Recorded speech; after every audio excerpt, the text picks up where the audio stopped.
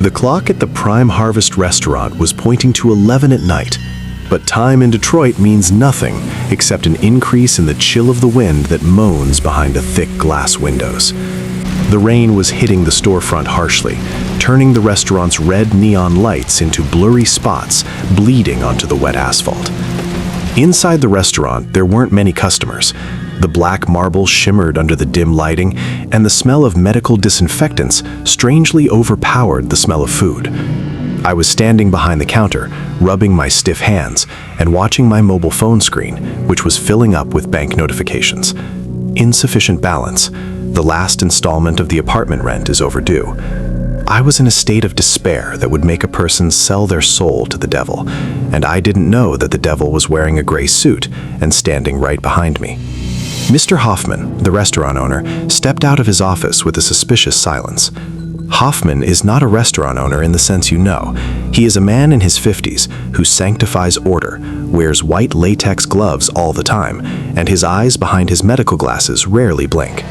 He placed a square metal box on the table in front of me, its color matte silver, with the restaurant logo laser-etched on it.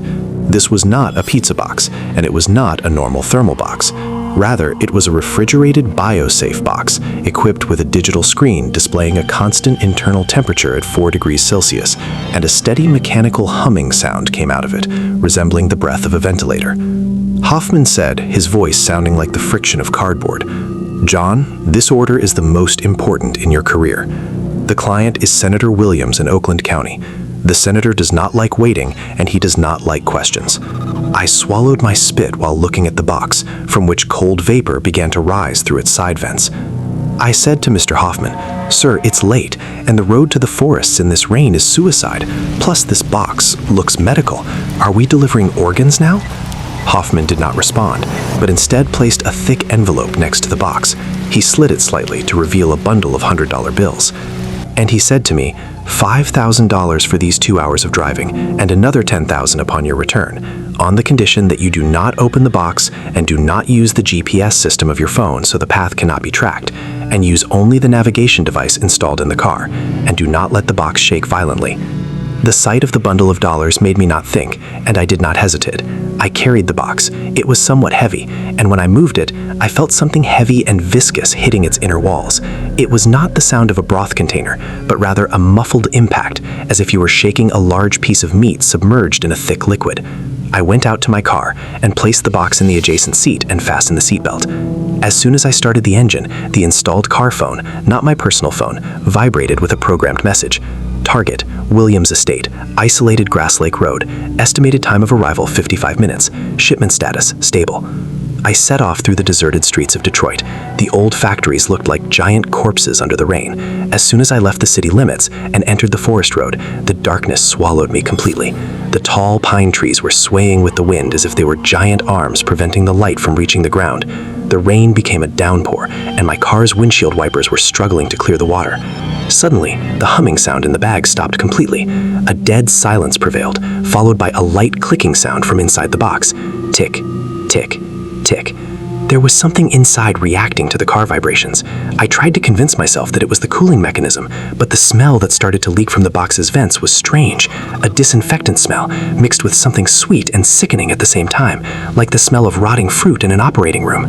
The navigation device in the car began to issue strange instructions. Turn right toward the unpaved road. Turn off the high beams. Stay calm. I found myself in front of a huge iron gate that opens only by scanning the car's license plate with advanced thermal cameras. There were no spirits or ghosts. There was a strict security system, suggesting that what was behind this gate was more precious than gold. I drove the car through a long driveway lined with surveillance cameras, moving with mechanical precision, following my head as I drove.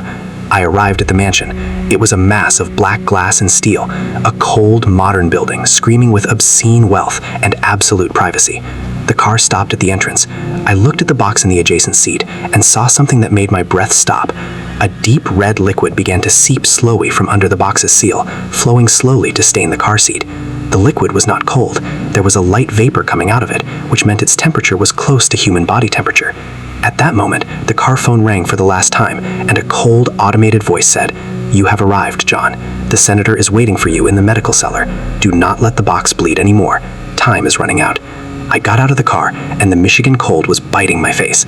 I carried the box and felt inside it a strong movement, as if a huge heart suddenly beat one single violent beat, hitting the metal wall. The glass mansion door opened, and I entered a pristine white lobby where classical music was playing with a provocative coldness. There was no one, just a long corridor leading downward, and the smell of blood which had now become unbearable. I knew that I was not just a delivery guy tonight. Rather, I was a carrier of a bloody secret, and that the $5,000 was not a wage, but rather the price of my silence, or perhaps the price of my corpse. I took the first step toward the elevator leading to the cellar, and the door closed behind me with a heavy electronic lock, announcing the beginning of the journey to the elegant slaughterhouse of Senator Williams. As soon as I stepped inside the mansion, I felt that I had crossed invisible borders separating the world I know from a private kingdom ruled by laws of obscene wealth and medical madness. There were no spirits wandering the corridors, but there were thermal cameras installed in the corners of the ceiling, tracking my movement and emitting a light mechanical sound whenever I turned right or left. The lobby was wide, cold as a morgue, and furnished with thick gray carpet that completely absorbed the sound of my footsteps, making the humming sound emitting from the metal bag in my hand seem louder and more provocative. A metal elevator at the end of the lobby opened automatically. There were no buttons, only a retinal scan panel, but it flashed green as soon as I approached, as if the mansion was expecting me. I went down to the basement, and when the door opened, I did not find a damp cellar, but rather I found a complete surgical center hidden under the Michigan forests. The walls were covered with stainless steel panels, and the lighting was white to a degree that it hurt the eye. Behind thick glass walls, I saw medical monitoring devices displaying graphs of heartbeats, blood pressure, and oxygen levels. In the middle of the hallway, I stopped in my place, feeling dizzy. Behind one of the glass barriers, I saw something that made the box almost fall from my hand. There was a human body lying on a tilted table, but it was not an ordinary body. It was covered with a layer of transparent gelatinous liquid and connected to dozens of fine tubes pumping colored fluids into its veins. There were no random wounds, but rather there were fine surgical lines drawn on its skin in blue, illustrating the upcoming extraction sites. I realized then that this place is not a hospital for healing, but rather it is a warehouse for human spare parts. Suddenly, a voice came out of hidden speakers saying, "John, place the box on preparation table number 4. It was a calm, melodic voice, but it carried a commanding tone that accepts no argument. I walked with heavy steps toward the referred room. There, a man in his 60s was waiting for me, wearing a sterile blue surgical suit and a medical mask that only covered his mouth, leaving his sharp eyes to study and examine my body coldly. He was not the Senator Williams we see on television. His face in reality looked like a mask stretched more than necessary, his skin unnaturally shiny, and at the corner of his right eye there was a fine surgical thread that had not been cut yet. I placed the box on the steel table number 4. The senator opened the box's lock via a built-in fingerprint reader. As soon as the lid opened, cooled nitrogen vapor was emitted, and what was inside appeared clearly under the strong operating lights. It was not a heart floating in the air, but rather the device I once read about in a scientific article, the organ care system. It consisted of a transparent plastic pump, inside of which was a real human heart, swimming in warm and oxygen-loaded blood, beating strongly and steadily. Thump, tick, thump, tick. The heart was hitting the walls of the plastic container with every beat, which is what I was feeling while driving. The senator said as he lifted the device carefully, his eyes glowing with a crazy spark. "Great work, John. This heart belongs to a young man in his 20s, an athlete, a non-smoker, exactly like you." I froze in my place. The smell I smelled in the car, that sweet and sickening smell, was the smell of tissue preservatives. I looked at the senator and asked him with a trembling voice, "Where did you get this? The restaurant? Hoffman? What are you doing at Prime Harvest?" The senator gave a muffled laugh as he placed the heart next to a robotic surgical device that looked like a huge metal spider, and he said, "The restaurant is the sieve, John. We monitor our customers, and we monitor our employees. We look for pure genes, for bodies that have not been contaminated by the diseases of the era. And now, Senator Williams needs a new heart, and you were the courier who brought it to him, but you are also the backup donor in case this organ fails." At that moment, the cameras in the room moved to aim their lenses toward me, I realized the terrifying logic of everything that happened. The huge financial reward, the ban on using GPS, and the mysterious messages. They wanted to make sure that I was in good health under the pressure of stress and that my heart could withstand the strain. I turned to escape, but the steel door slid and closed with a strong magnetic humming sound. I felt a sudden prick in my neck. There was an automated injection gun fixed in the doorframe. It fired a dose of fast-acting anesthetic. My vision began to blur, and the white floor began to tilt. I fell on my knees as I saw the senator approaching me with a surgical scalpel gleaming under the light. He whispered in my ear while wearing his medical gloves and said, "Do not fear, John. You will not completely die. A part of you will live forever in my body, and another part will return to the restaurant to be used in our upcoming research. In our world, there is no waste. There is only recycling." Before I completely lost consciousness, I saw the large screen in the room displaying my medical file, and next to it a picture of my colleague who disappeared last week. His face was hanging in another glass container in the corner, and his eyes were moving slowly under the effect of the anesthetic, as if he was trying to warn me. I realized that the luxury meat the restaurant serves to the public is nothing but the waste that remains after the elite take their need of vital organs. The world drowned in blackness, while the sound of the heartbeat in the device was accelerating, as if it was saying goodbye to me. I do not remember the moment they stuck the needle in my neck, but I remember the coldness that ran through my body as if it were melted ice. I woke up to the sound of raindrops hitting my car glass strongly. My head felt heavy, as if I had been in a coma for years, and the smell of medical disinfectants was still sticking to my nose. I found myself sitting in the driver's seat of my car, which was parked on a dark dirt road in the middle of the dense Michigan forests. The engine was running, and the headlights were casting their pale light on the wet tree trunks. For a moment, I thought that everything that happened in the mansion was a nightmare, but when I tried to move to adjust my seating, I screamed from a sharp pain that tore through my right side.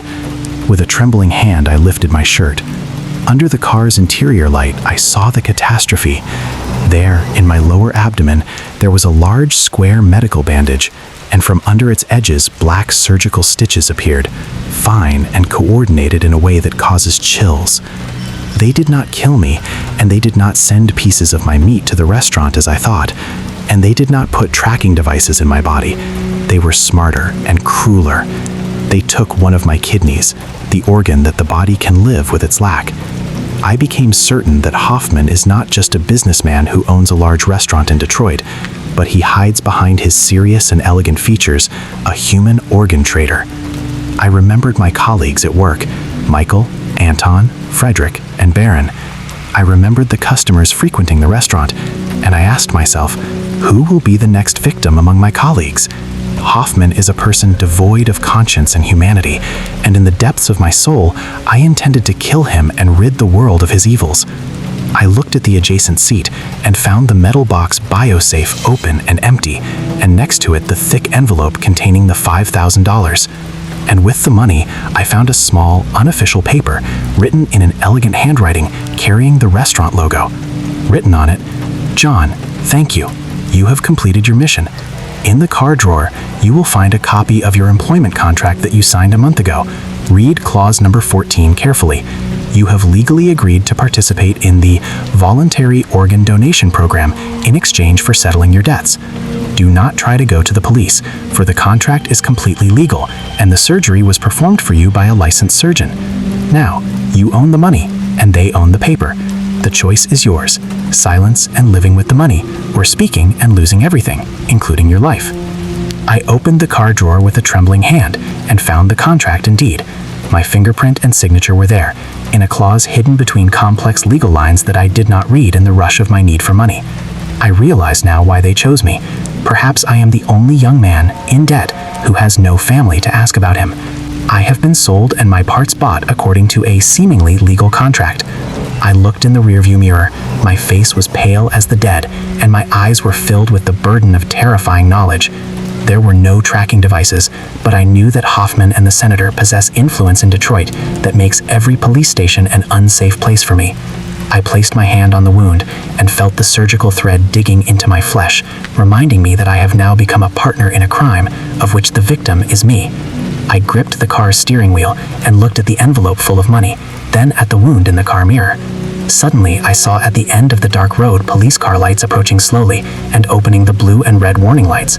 Should I stop them and show them the wound and reveal the secret and face the senator's organization that owns the law?